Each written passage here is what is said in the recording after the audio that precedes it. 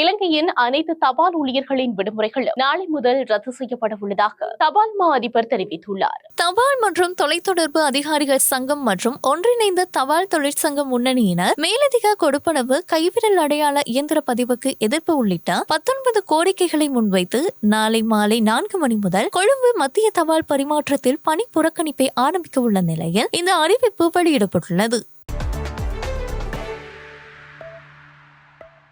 பாகிஸ்தானில் பெய்து வரும் பலத்த மழை காரணமாக வெள்ளம் மற்றும் மண் சரிவு காரணமாக உயிரிழந்தோரின் எண்ணிக்கை 307 பதிவாகியுள்ளது. வடமேற்கு பாகிஸ்தானில் உள்ள மலைப்பாங்கான கைபர் பக்தன்குவா மாகாணத்தில் அதிகளவான உயிரிழப்புகள் பதிவாகியுள்ளதாக சர்வதேச செய்திகள் தெரிவிக்கின்றன. மேலும் இயற்கை அனர்த்தம் காரணமாக சுமார் 74 வீடுகள் சேதமடைந்துள்ளதாக தெரிவிக்கப்பட்டுள்ளது. மேலும் மீட்பு பணிகளின் போது ஹெலிகாப்டர் விபத்திற்குள்ளானதில் பணியாளர்கள் 5 உயிரிழந்துள்ளனர். பாகிஸ்தான் வடமேற்கில் ஆகஸ்ட் 21 வரை பலத்த மழை பெய்யும் என எதிர்பார்க்கப்படுகின்றது. அங்கு பல பகுதிகள் பேரிடர் மண்டலங்களாக அறிவிக்கப்பட்டுள்ளன.